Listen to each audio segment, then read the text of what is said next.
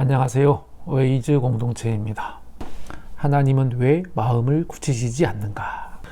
성경을 어떻게 성장할 것인가에 관한 천편일률적인 기독교의 지침서로 읽어서는 영적 성숙이 일어나지 않을 것이다. 성경에 의존하여 매 순간 즉석에서 내리는 구체적이고 중요한 많은 또는 대다수의 결정에 대해 잘 예견된 답변이나 원칙을 구할 수 없다. 성경에 나와 있는 얘기를 모든 사람에게 똑같이 적용을 시킬 수는 없다. 하나님이 어떤 분이신지 성경이 당연히 명확히 알려줘야 할 것처럼 보인다. 그러나 성경은 그렇게 하지 않는다.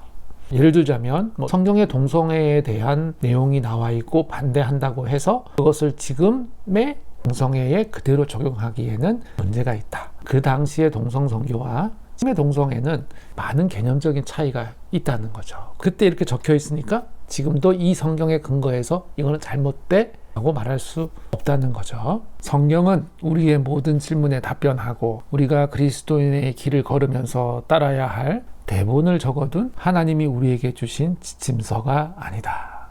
성경의 다양한 음성을 하나의 목소리 안으로 우겨 넣으려고 노력하면 우리는 더 이상 성경을 성경에 쓰인 그대로 읽는 것이 아니라 성경을 왜곡하고 성경이 우리에게 제공하려는 것을 잘라버리게 된다. 나는 성경에 우리에게 무엇을 하라고 말해주는 것이 있다면 그것은 바로 단계적으로 따라야 할 삶의 지침으로서가 아니라 다양하고 대본에 없는 영적 삶의 모델로서 존재한다고 생각한다. 성경의 잠언서, 전도서 둘은 내용이 너무 다르죠. 잠언서는 뭐뭐뭐 해라, 뭐뭐 하면 좋다 이렇게 나오고 전도서에는 상당히 허무주의적이죠. 두 개를 같이 비교해 놓으면 얘네 둘은 완전히 정반대의 얘기를 하는 것 같기도 하고 잠언이 있는 그 책에 전도서가 있다는 거 이거 자체도 하나님의 다양한 말을 우리에게 들려주는 거죠. 삶에 대한 긍정적인 입장과 삶에 대한 허무적인 입장 두 개를 동시에 알려줍니다. 잠언에 관한 모든 논의는 다음과 같은 요점을 향한다. 잠언을 전체로서의 성경이 어떻게 작용하는지에 대한 스냅 사진으로 생각하라. 잠언을 엄격하고 고정된 규칙집으로 취급하는 것은 선택지가 아니다. 우리는 스스로 생각하고 우리가 읽는 내용으로 무엇을 해야 할지 이해해야 한다. 우리는 성경이 우리에게 하나하나 대조해 볼 수 있는 삶에 대한 답변을 건네주리라고 기대하지 말아야 한다. 잠언에 대한 평가고요. 그 뒤에 전도서에 대한 평가를 해줍니다. 전도서에서는 삶은 어렵다. 그렇지 않은가? 확실히 그렇지만 아무튼 계속 살아라는 그런 내용이 나와 있다는 거죠. 이 대목에서 요점은 우리에게 하나님에 관해 말해주는 성경에 하나님에 관해 매우 다른 태도로 접근하는 두 책이 서로 나란히 수록되어 있다는 것이다. 읽기가 어려운 이유는 너도 정확하게 성경 말씀을 하고 있는 친구들을 잘못했다고 말하는 하나님의 모습이 나오죠. 정말 깨는 듯한 하나님의 평가입니다. 나는 신비에 쌓인 하나님이다. 그러니 너희는 그것을 다루는 법을 배울 필요가 있다. 성경책이 하나님을 제한하지 못한다. 하나님에게는 성경이 말하는 것 이상의 뭔가가 있다. 중요한 말을 합니다. 하나님은 성경보다 크시다. 하나님은 성경보다 크시다. 성경에 보면요, 하나님이 신들 중에 신들이다 라는 그런 대목이 나오죠. 그 당시에 그렇게 기록이 되어 있었죠. 근데 좀 지나다 보면 하나님은 유일하신 하나님이다. 신은 하나님밖에 없다. 또 이렇게 나중에는 얘기를 한단 말이죠. 좀 옛날에 적은 사람, 또 좀 최근에 적은 사람의 그 신에 대한 개념이 조금 다르죠. 신들 중에는 우리 하나님이 최고야 라고 말을 하고 좀 더 지나서는 신은 하나님밖에 없어 이렇게 말하기도 한다는 거예요. 그게 성경에 함께 나와 있습니다. 많은 신의 존재가 당연한 사실로 여겨진 세상에서 살았습니다. 그런 문화에서 다른 나라들의 신들에 비해 야훼의 위대하심을 고백하는 것이 그들이 할 수 있는 유일한 방법이었다. 이스라엘의 이야기는 모든 시점에 모든 신실한 사람이 항상 하나님에 관해 믿어야 하는 것을 제시하지 않는다. 구약 성경에 기록된 이스라엘 백성에 대한 하나님의 음성은 그들이 있는 곳에서 그들과 만난다. 하나님은 이스라엘 백성이 그들의 고대 지평의 경계 안에서 하나님에 관해 말하고 하나님을 예배하고 하나님을 신뢰하도록 허용하신다. 성경이 하나님과 동행하기 위한 모델로 기능하고 그 모델에서 우리가 누구이고 우리가 어디에 있는지가 우리가 하나님을 이해하고 하나님과 연결되는 방식에 영향을 주는 경우에는 성경의 일부를 버려도 문제가 되지 않는다. 성경의 일부를 버려도 문제가 되지 않는다.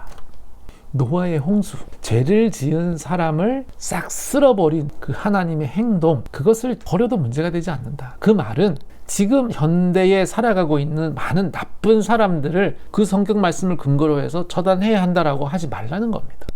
그 무자비한 형벌, 무자비한 징벌, 그것은 버려버리라는 거죠. 그 당시에는 그게 무자비한 것도 아니고 모든 사람에게 적용될 수 있는, 모든 사람이 행하는 이야기였지만 지금은 아니라는 겁니다. 지금은 무자비한 처벌, 형벌은 no, 그거는 이제 갖다 버려야 되는 거라는 말을 하는 거죠.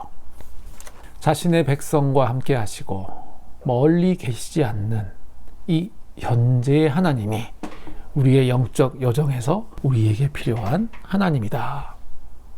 그러나 이스라엘의 법들은 어떤 혼란에도 제거할 수 있도록 잘 정렬되어 있지 않았고 우리가 예상할 수 있는 식으로 작동하지 않았다. 법에 관한 내용이 많이 나오죠. 레위기 같은데 많이들을 모아가지고 하나의 책에 써놓은 거기 때문에 이 법이라고 하는 것은 시간이 갈수록 바뀐단 말이에요. 우리나라의 그 법도 시간이 갈수록 바뀌잖아요. 옛날에는 A라고 했던 것을 지금 B라고 할 수 있다는 거예요. 그 성경에 나와 있는 그 법률들도 보면 약간 앞과 뒤가 다른 것은 그게 한순간에 한 번에 쫙 적힌 게 아니고 법들을 다 모아가지고 글 쓰는 사람이 이게 적은 거고 또 한 명의 저자가 있었던 것도 아니죠. 여러 명의 저자가 함께 힘을 합쳐서 적은 것일 수도 있기 때문에 그게 앞뒤가 안 맞을 수도 있다. 그게 잘못된 게 아니라 그 법은 옛날 그때에는 적용되었고 요 법은 좀 지난 다음에 적용되는 것이었기 때문에 그 법의 그 구문 자체가 약간씩 차이는 날 수가 있다는 것을 얘기는 하는 겁니다. 이스라엘의 율법들이 때로는 서로 충돌한다는 요점을 보여주기에는 충분하다. 이러한 예들이 222쪽에 나옵니다. 이 전통들, 법들은 다른 시기에 다른 장소에 살았던 이스라엘인들에 의해 독립적으로 작성되었고 각각 그들에 대한 하나님의 뜻이 무엇인지에 대해 다르게 이해한 바를 반영한다. 성경은 그리스도인들의 매뉴얼이 아니라 하나님에 관한 이야기이자 그분의 백성이 수백 년에 걸쳐 변화하는 환경과 상황에서 어떻게 그분에게 연결되었는지에 관한 다양한 이야기다.